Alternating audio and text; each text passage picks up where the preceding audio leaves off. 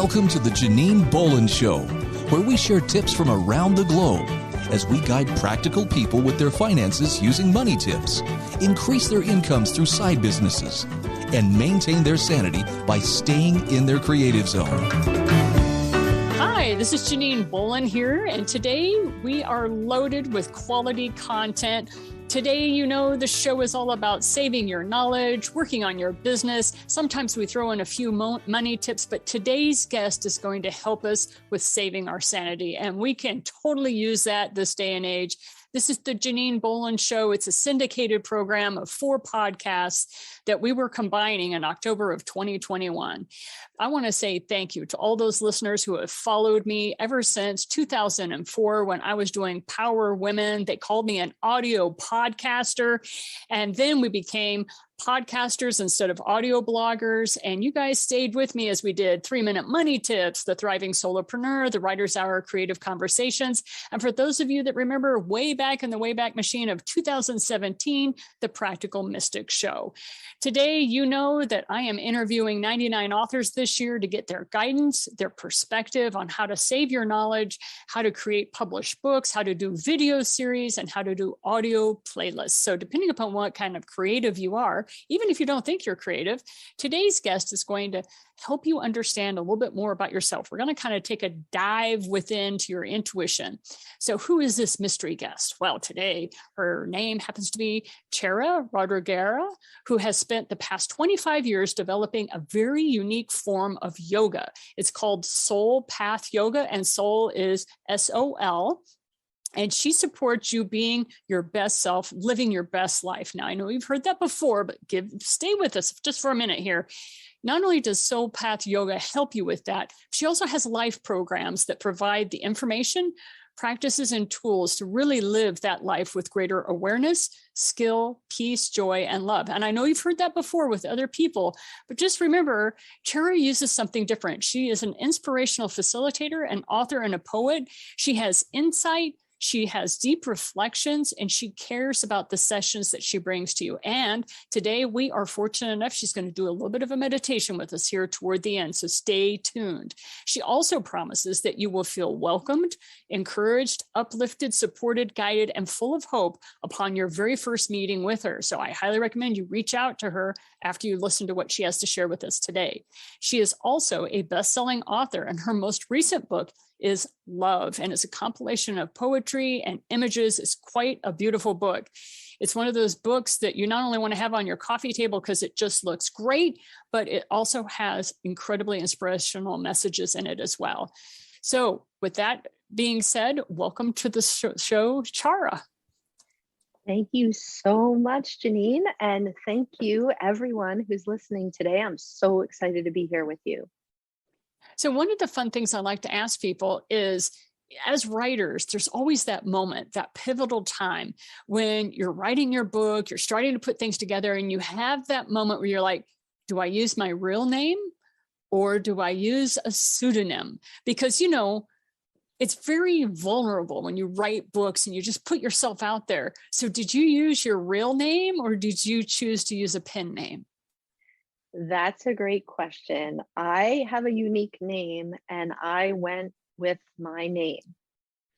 Cool. So I found that with a lot of folks who are nonfiction writers or poets, that they don't have a problem with using their real name. It seems more the fictional writers that try to hide a little bit under the pen name. So thank you for sharing that with it. Would you change your decision today, knowing what you know, or would you totally stay with your given name?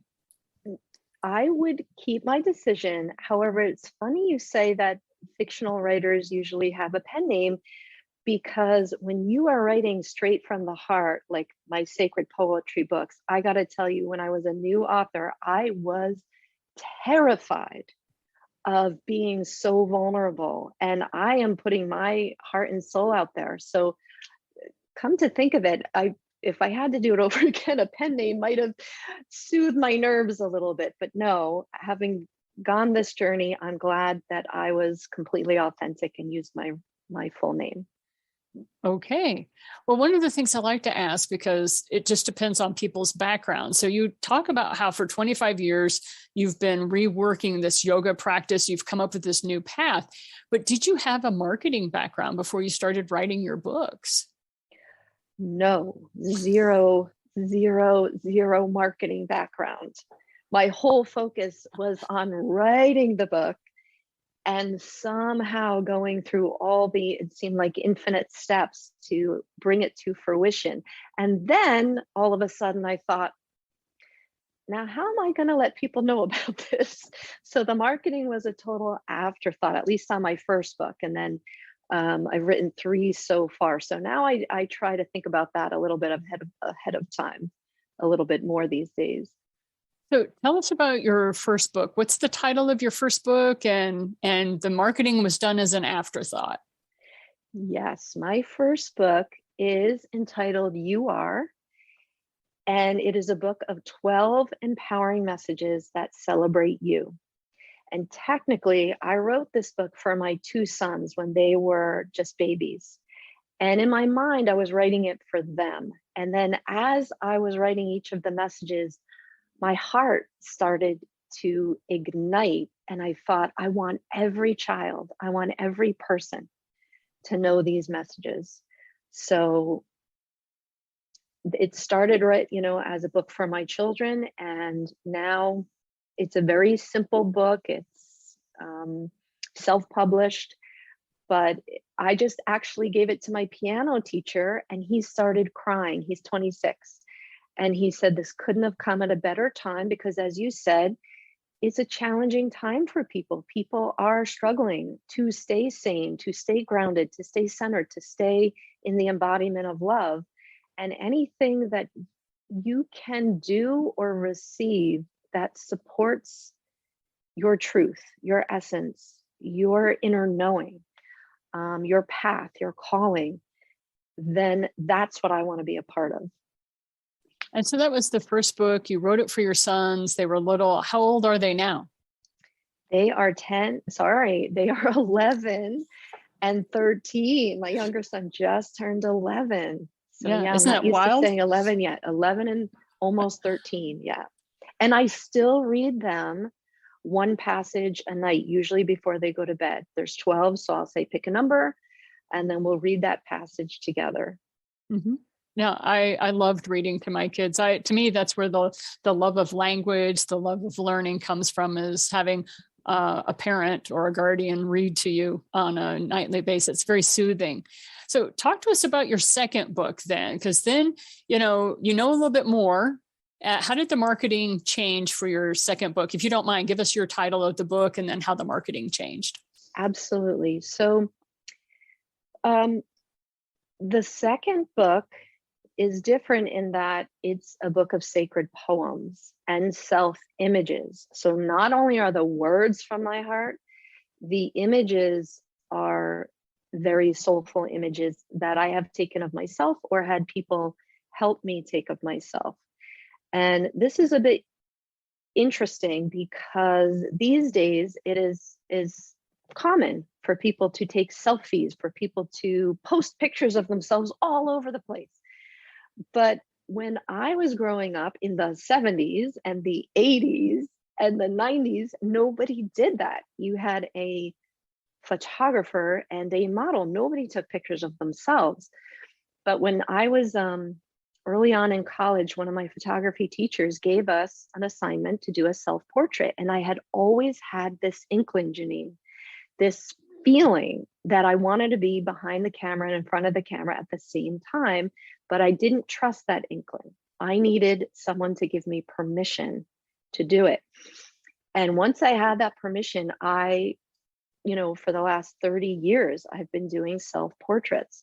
So when I started putting together this book of sacred poems, which is entitled Breathe, makes sense. I'm a yoga teacher, and breathing is one of the things that have changed my life.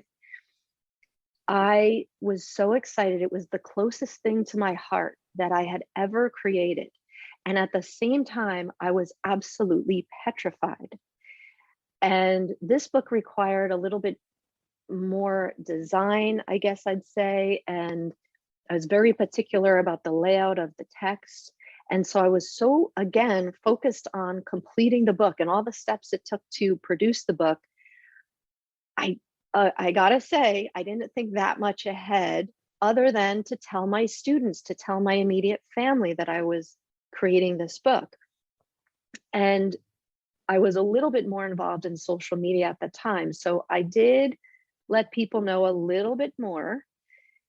And I did have a book signing at Barnes and Noble. And I did bring my book to classes. So that was sort of a natural way that I could introduce it to people where I felt safe.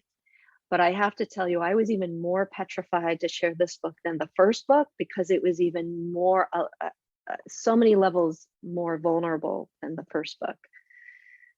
And then you have a third book. So, I'm walking people with you down your marketing journey, because like the first book, it was like nobody knew about it at all until it was done. Yes. It was published. Yes. The second book, you're starting to let people know. So talk to us about your third book, because that's where you got your bestseller status. You're the third book, and that's a whole different story. Yeah, that's right. Well, Janine, I actually thought about it ahead of time a bit. And what I did was I was still a little nervous, but not terrified, because I had already been through this before. I was used to it. I was used to sharing. And now I want to say the scales tipped toward the energy of excitement. So I really was excited to share this book coming out. And I really felt it was going to touch people's hearts in a very deep way. And one thing I would love to express to your audience is that when I shifted from the word marketing to sharing, that helped me a lot. That I'm sharing something that I'm passionate about, as opposed to trying to sell it. That was a big shift for me. So I created, I want to say, like a contest with my readership and my audience. And I said the first, I want to say 10 people, 20 people who bought the book and wrote a review, I gave them gifts. And I had different levels of gifts. So I was, starting to share about this ahead of time. I created, that more of a launch, and we did a countdown of the day it was going to launch. And then again, the first however many people who bought the book and wrote a review, they got special gifts. And I was so excited to give them the gifts, and they were excited to support me. So that's how it became a bestseller, was through, really taking time ahead of time to think about this. And a few of my author friends helped me with those ideas. And I want to say that the writing community, the community of authors, is so supportive, right? We all want to support each other, read each other's books, give each other's books as gifts, write reviews for each other, introduce our audience to each other. So the more time I spent in this community and the more authors I know, they also help me with these ideas to, give my launch a bit more energy behind it. So I guess just wait until my fourth book comes out, then then things will be very different.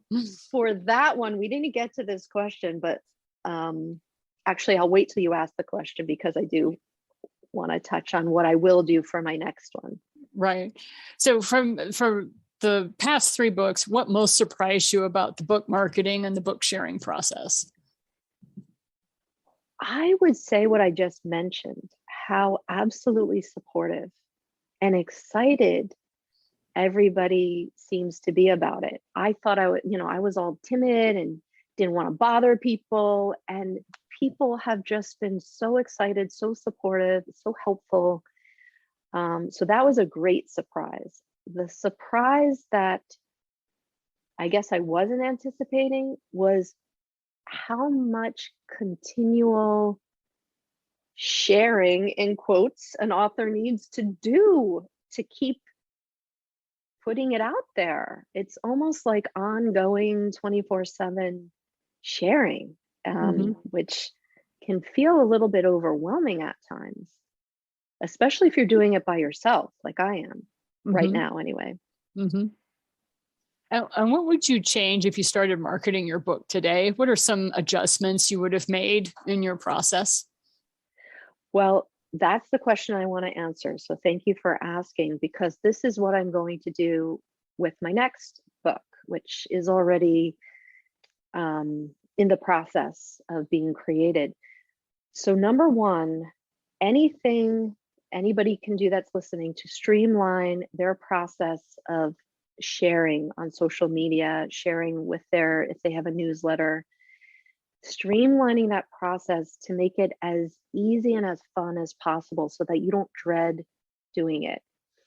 That's my number one suggestion. Number two, I am going to probably hire a marketer for a little bit of time before, during, and after the launch of the book.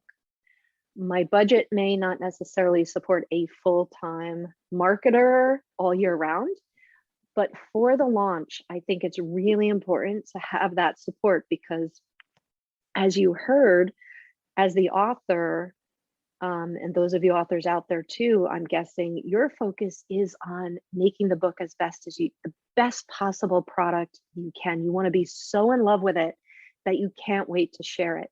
So I know my focus is going on the product of the book.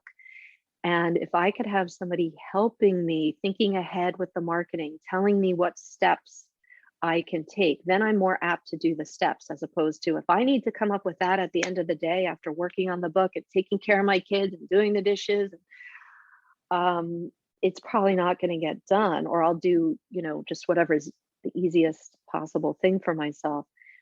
But to have that special dedicated person cheering you on and giving you the steps to take, I think it's well worth the investment, even for that period of time. I have to agree. I've seen that happen over and over on when people talk about the way they would change things. So tell us what worked best for you when you were selling your books. What was something that worked the best? Okay. So I mentioned this before. What worked best for me was tapping into my audience, the audience who knows me, loves me, and trusts me. So those would be my family, my friends, and my yoga students, and anyone who's taken my courses. Those people that I'm in communication with on a regular basis, they are 100% going to support all the authors out there, your audience, who knows and loves and trusts you. I think they're the best place to start, the best place to tap into. And one thing I did was to start infusing the book into what I was already doing. So let's say I would be teaching my weekly yoga class. I would read a poem from the book, or maybe a part of a poem. So I really suggest to any of the authors out there or aspiring authors out there to start creating your audience now with your loved ones that are already in your life, and start to infuse your messages that are going to be in your book, or already, if you finished your book, start to infuse it into things you're already doing. So again, I did that in my yoga classes. And finally, book signings were really successful for me. I did a book signing at Barnes & Noble and the line was out the door, and we weren't even serving chocolate or wine.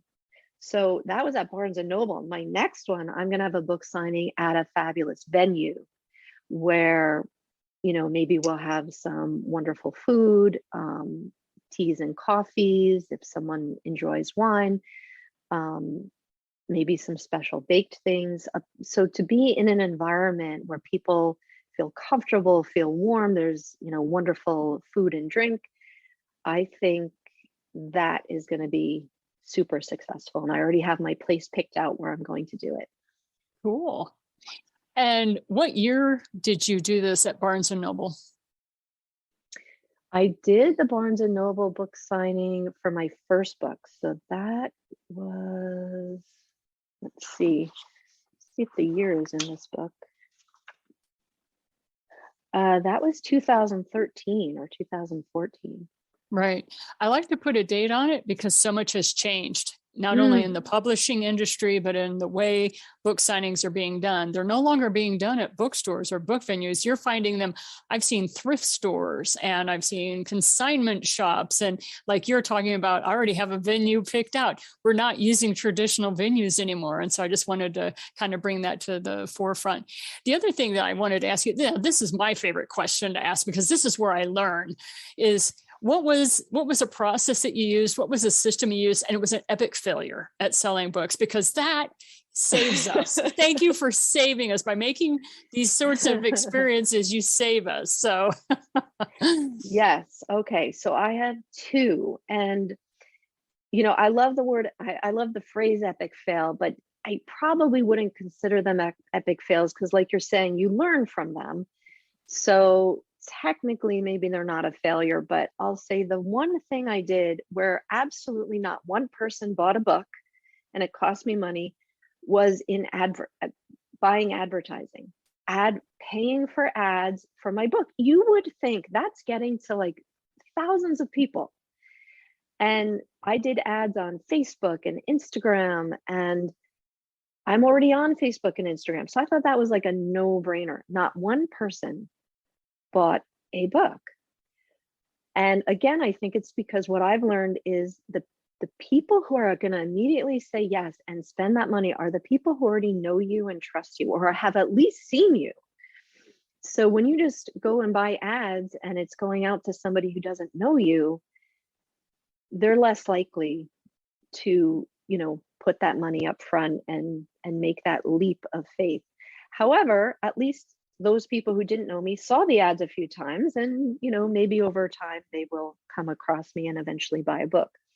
So that didn't work out so well. The other thing that I wanted to share with your audience is I think going on shows and podcasts are an amazing way to share whatever it is you might be doing. However, my epic fail was going on a show with an audience that was different than my usual audience. It was this show, the way you describe it, this is so perfect. Like I could talk all day here and I can even feel the audience from here, that we're kindred spirits. But this particular show, which happened to be the biggest show I've ever been on, was very mainstream. And I knew that. I really knew that, and tried to tailor my message to be more mainstream. But when I was done, what I heard and felt were crickets. Oh no. And the person who connected me with these hosts talked to me afterwards, and he tried to be very kind and basically said, yeah, you might have been a little too out there for them. And I was like, that was my mainstream version of me. Like that was me really trying to rein it in. And so what I would say is, when you are sharing your amazing book or whatever gifts you're sharing in the world, do your best to find the audiences, the podcasts, the shows that you feel really in alignment with, that you can be yourself. Because I remember trying to tone myself down and not allowing myself to fully speak from my heart for fear that it wouldn't be received. And even in that version of me, it wasn't received. So I say, go with where you feel comfortable with the audience members that are going to understand you and appreciate you. Well, what is the biggest change that you've seen in yourself since you started marketing your book? This is a great one, Janine, and everybody out there. I would say it's confidence and trust. I'm actually getting chills. Trust in the messages of your heart, to trust in the product that you are called to share. As I said, my first and second book, I was terrified, petrified to share my heart, because I was so afraid of what people would think, that maybe they wouldn't understand, or they wouldn't resonate, or they wouldn't like it. And now, thanks to so many supportive people, but also thanks to me trusting myself more. Not everybody, as you heard, that whole audience, that whole show were like, yeah, okay. That's a no. They didn't resonate. And I will say it took me out for like 24 hours. I'm I sure. had to curl up. I was Yes. a little beside myself, but I breathed, and people reminded me of my worth, and I reminded myself of my worth. And the process has really taught me to trust myself and to create for the love of creating, because I'm sharing what I find to be beautiful. I'm sharing what touches my heart to the depths of my soul. And I trust that there is going to be someone who will also resonate with it. It might not be the entire world, but for the ones who have resonated and will resonate, it is life-changing. And that's why I do it. That's the important part. I confidence. totally agree. Yeah, the confidence is key. And the trust. And so we're going to move on to, what are the top 5 tips that you would give authors when selling their books? Yes. Number one is what I just said, to trust your own heart and to create your book because you are called to do it, because you want to do it, because you find it to be beautiful and meaningful and helpful. Certainly seek advice, like we're sharing advice here, but to go with your gut and your heart. There were a lot of people who told me to do certain things or not do certain things, down to the covers that I chose for my books. And no, not one person chose this cover, not one person. And I just couldn't pick another cover. This was the cover that my heart wanted. And so in the end, trust your gut when it comes to creating your book and marketing your book. Did you want to add something, Janine? 2. So second, and I mentioned this, think of marketing as sharing instead of trying to sell something, instead of trying to get people to buy something. Think of it as sharing. You have something of value that you want to share and you want to let people know about. That takes a lot of pressure off for me.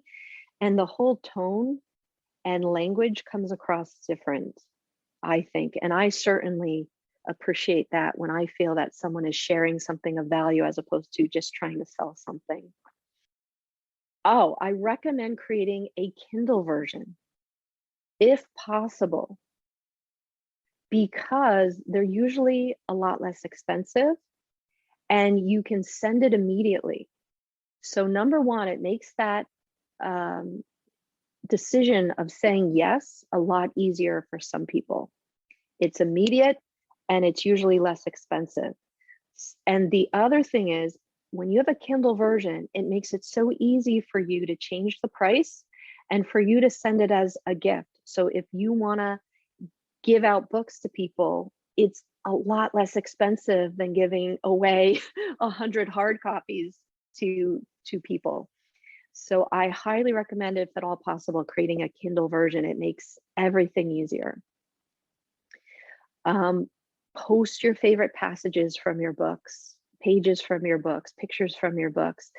Just, that's how you can share it, and have people really get a feel for your book, is to post bits and pieces from it.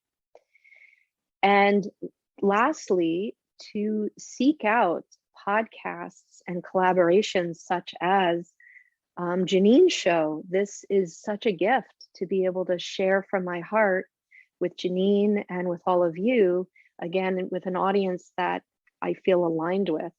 So as I said, I love to support other authors. Other authors have been very supportive of me. Write reviews for other authors, and they're going to want to write reviews for you. Introduce your audience to other authors, and they're going to want to introduce their audience to you.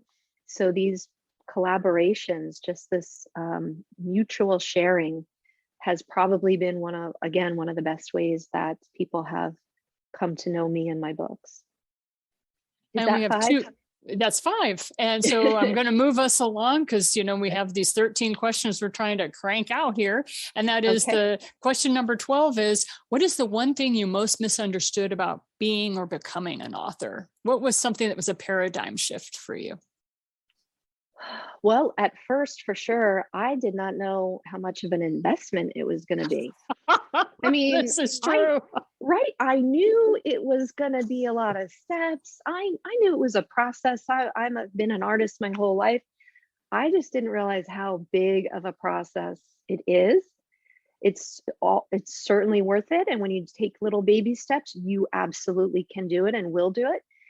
But the other piece of the investment is there's a cost investment. You know, if you are self-publishing, you have a publisher, Janine, so you would know more about that. I have self-published my 3 books. There's an investment that you need to be willing to make. And why I was willing to make that was because I was ready and I had a vision and I knew I wanted it to be a certain way.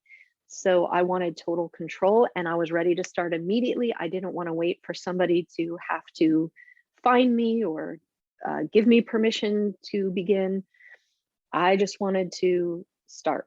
So it was a big investment. I totally agree. My first 7 books were self-published. And the 4 books after that, it was a hybrid. It was half and half investment. And then book number 12, what we're working on right now, that one I have a publisher, but there's still a cost. And I listed out for the authors that are helping me with that cost. So, but what is the primary thing? What is your biggest reward at being an author? To me, this is where the rubber meets the road. Yes, this is why we do this. I'm going to give you 2 reasons. And initially, the first reason was that if I could touch someone's heart, if I could save someone suffering, then that felt like my calling. And recently, I had a parent tell me that he's giving his daughter a copy of Love, the book you mentioned, for her graduation gift. The book Love is very much about self-love and romancing the soul. It's not a lot about romantic love. It is love, embodying love and reflecting on love. And he said it is so perfect, the perfect gift for her graduation. And my heart lit up to think that he felt this book would support his daughter. So that is the reason. That's the number one reason. The second reason, which actually in some ways has become my primary reason, is because it brings me joy to create from my heart. There is a satisfaction of birthing a project that is so authentic, so true to your heart, that when it is complete, you feel like you couldn't have done anything more with that book or whatever project someone in the audience might be creating. So there is a self-fulfillment. It is a birth of sorts, that you have something in you that only you can create. And so that personal satisfaction of facing your fear and saying yes to yourself, that what you have to say and what you have to create is worth it for you. That would be my second reason. Thank you so much for taking time out of your busy schedule, away from your students, to be on the show today and to talk to us and share with us. I really appreciate you being our spotlighted author today, Chara. It's my pleasure. Do we have time for the meditation? Or we're going to have to move along in a little bit, and thank you so much to Chara, who has answered our questions. And if you want more information, there is so much in store for you. If you go to her website, www.chara.tv. If you go to that website, you will find information there that is very helpful to your soul. Also, if you are an author or you know of an author that you would like us to spotlight, please visit our website, authorpodcasting.com, where you will find the 99 Author Project listed. We talk to authors of all walks of life as we build out book number 12, which is advice from authors to authors that will be published in 2023. And this is Janine Bolon signing off with you today, and all of us here at the 8 Gates that produces the Janine Bolon Show. We wish you a wonderful week, and we encourage you to get your story and your knowledge out into the world and make it a better place. There is someone out there that is in the world that needs your story that you have between your ears. We wish you to get it out for them to be able to see, to hear, or to read. We'll see you again next week. And until then, keep sharing what you know with others. Keep shining that light that is you. And don't forget to go out today and just do something that's just plain fun. We'll see you next week. Thank you for listening to the Janine Bolon Show. Be sure to subscribe to our show notes by going to thejaninebolonshow.com, where you'll find additional resources as well as the opportunity to sign up to receive our program in your email each week. Be sure to visit our sponsor at the8gates.com.